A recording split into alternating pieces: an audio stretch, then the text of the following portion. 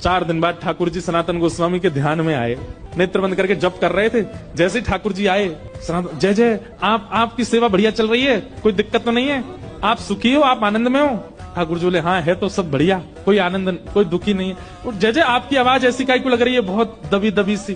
बोले वो कहा 4 दिन से रूखे टिक्कर पा रहे हैं ना, गले में इर्ज गए हमारे, इर्ज ना समझते हैं, गले में अटक गए हैं।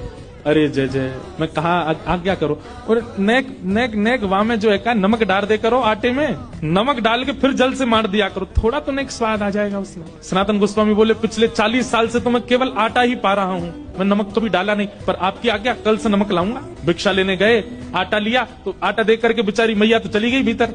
सनातन गोस्वामी सुनो थोड़ा नमक और दे दो। मैया बोली आ गया चटोरा घर पे, अभी तो नमक की क्या चले, अभी देखना क्या क्या आएगा तुम्हारे यहाँ। अब तो महाराज नमक लेकर के गए, जाकर के आटा में बोर के ठाकुर जी को पवाए। 4 दिन 5 दिन तक ठाकुर जी बढ़िया, अब तो टिक्कर में नमक है, पाते हैं। 4-5 दिन बाद ठाकुर जी फिरते ध्यान में आ गए और खांसते भय आए।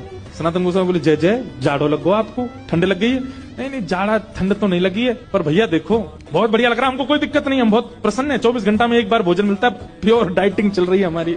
लेकिन भाई आटा जो है ना, ये पेट में जाता है, जगह जगह चिपक जाता है, इसलिए उसमें घी लगाया जाता है ताकि सब जगह से बढ़िया प्रेम से निकल जाए। नेक घी लगा दे करो वहां में रोटी में। ठाकुर जी मेरे पास घी कहां से आया, लेकिन मैं कोई नहीं, भिक्षा में लेके आऊंगा। भिक्षा लेने गए, आटा लेके आए, नमक लेके आए। मैया से मैया नेक्स्ट तो घी दे दो, घी का एक सुंदर डिब्बा दे दिया। आप तो महाराज टिक्कर बनते हैं, उसमें घी और लगता है। अच्छा सनातन गोस्वामी तो पिछले 40 साल से साधारण पाते थे, लेकिन अब बेबी पाते हैं तो उनको कहते हैं भाई स्वाद तो है, आनंद तो आ रहा है। और फिर चिंता होती है कि कहीं ऐसा नहीं हो मेरी जीभ चटोरी हो जाए इनके चक्कर में। अब तो घी लगा के पान लगे। 5-6 दिन की सेवा हुई, ठाकुर जी फिर आ गए और ध्यान में आकर के सनातन गोस्वामी जय जय, सब आनंद, कोई दिक्कत तो नहीं, सब बहुत बढ़िया है।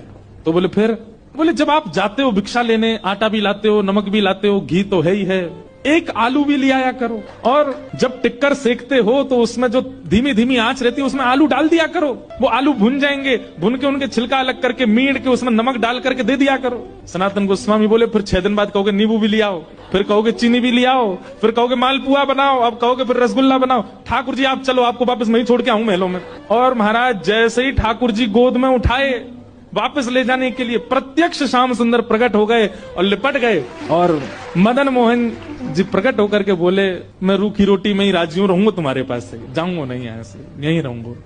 हाँ हाँ।